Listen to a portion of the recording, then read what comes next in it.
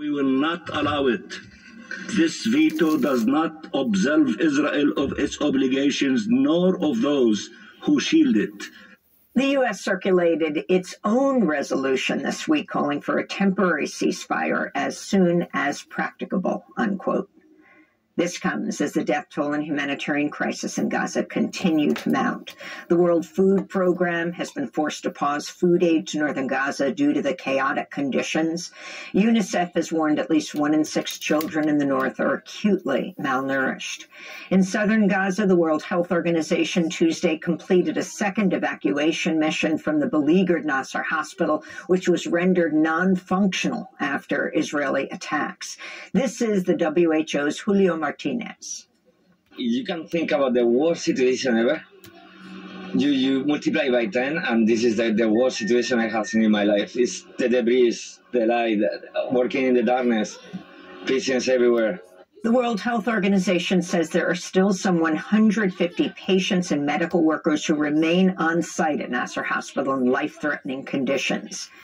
Lebanese media has said one woman was killed in Israeli shelling in the town of Majd al-Zoun in southern Lebanon. Israeli missiles also hit the Kafr Sousa district in the Syrian capital, Damascus. Back in the United States, Jewish American activists and others condemned President Biden as he attended a lavish fundraiser hosted by the pro-Israel Democratic megadonor billionaire Chaim Saban in Los Angeles.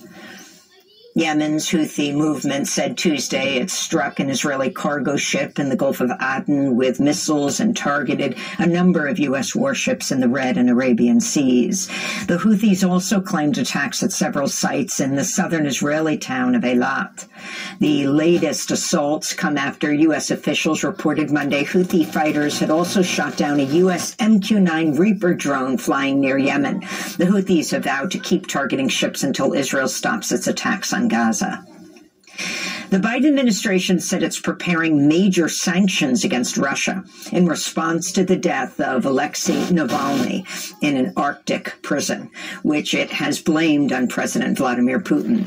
Meanwhile, in Russia, Navalny's family is building pressure for Russian prison authorities to release the body of Navalny. The ex-social media account of Navalny's widow, Yulia Navalnaya, was temporarily suspended after she posted a video statement accusing Putin of killing Navalny and hiding his body to cover up the assassination.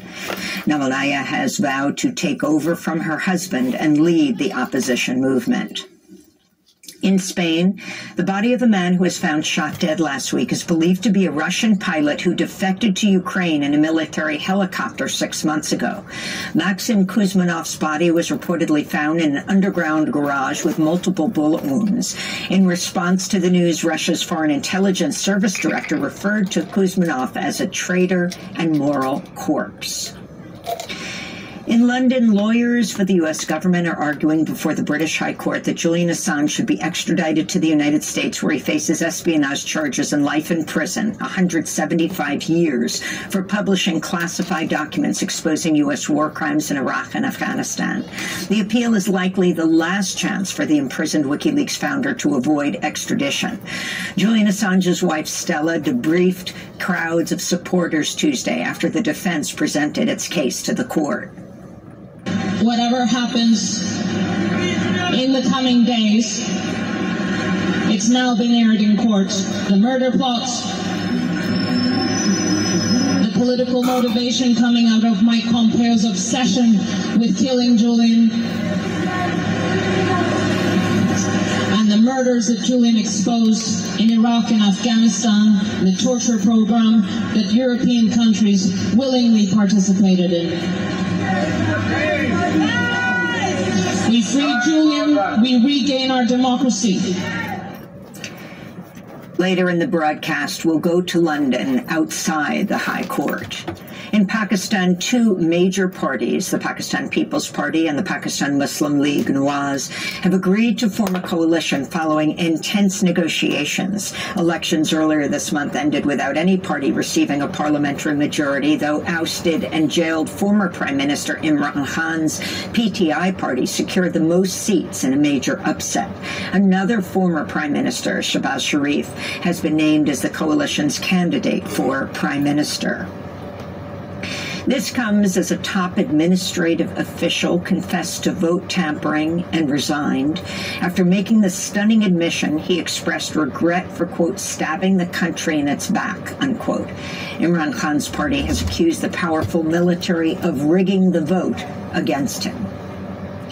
In Somalia, the U.S. is facing accusations it killed 2 Cuban doctors during a recent airstrike targeting the militant group al-Shabaab. The Cuban doctors have been kidnapped by al-Shabaab 5 years ago. They've been serving in Kenya as part of a program where Cuba sends medical professionals across the globe to help improve access to health care. The doctors have been identified as Asal Herrera Correa and Landy Rodriguez Hernandez.